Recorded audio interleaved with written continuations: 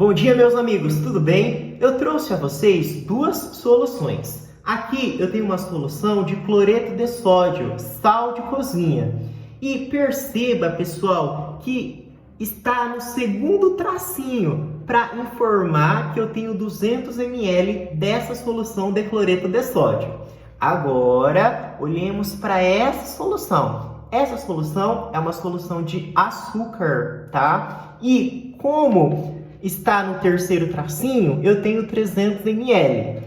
Perceba que os solutos são diferentes. De um lado eu tenho sal de cozinha, do outro lado eu tenho açúcar. E eles não reagem entre si. O que eu vou fazer? Uma mistura. Olha só então, pessoal. Misturando, nós passamos a ter uma solução com um volume de 500 ml. Por isso que está no quinto tracinho. Pessoal, como que nós fazemos para determinar a concentração e quantidade de matéria? A gente determina, pessoal, de forma separada, de forma isolada, como se fosse uma diluição. Então, a gente calcula a concentração e quantidade de matéria em relação ao cloreto de sódio e calculamos também a concentração e quantidade de matéria em relação ao açúcar. Então, a nossa solução final é essa daqui, com um volume de 500 ml. Então, olha só, a princípio, nós tínhamos aqui essa solução de cloreto de sódio, com um volume de 200 ml e uma concentração de 0,4 molar. E aí, nós queremos determinar a concentração e quantidade de matéria em relação ao cloreto de sódio. Para isso, nós utilizamos a fórmula da diluição. A concentração em quantidade de matéria antes vezes o volume antes é igual à concentração em quantidade de matéria depois vezes o volume depois. A concentração antes é de 0,4.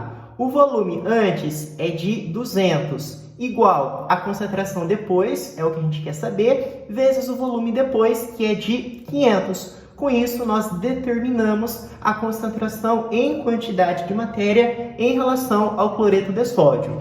Agora, a gente vai aplicar o mesmo raciocínio, só que com o açúcar. A princípio, nós tínhamos aqui essa solução de açúcar, tá? Com um volume de 300 ml e uma concentração em quantidade de matéria de 1,2.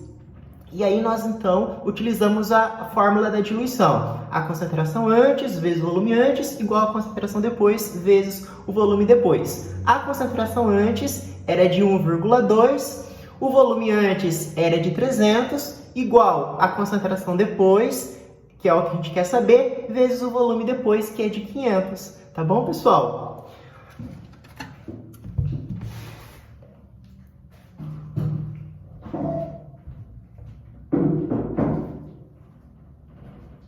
Mistura de soluções com solutos diferentes que não reagem.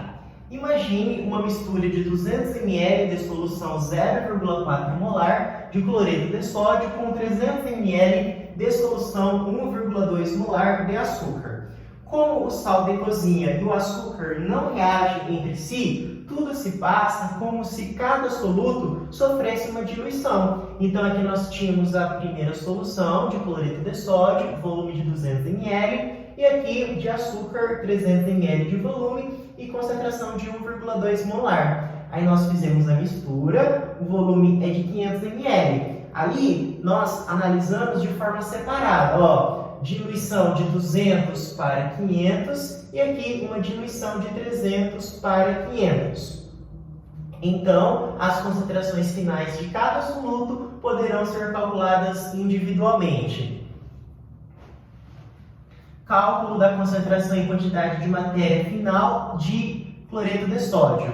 Então, nós utilizamos essa fórmula, nós fizemos as substituições, chegamos à conclusão de que a concentração e quantidade de matéria depois, em relação ao cloreto de sódio, é de 0,16 molar. E aí eu fiz a mesma coisa, só que agora em relação ao açúcar. Aplicamos a fórmula, substituímos os valores e chegamos à conclusão de que a concentração e quantidade de matéria depois, em relação ao açúcar, é de 0,72 molar. Obrigado!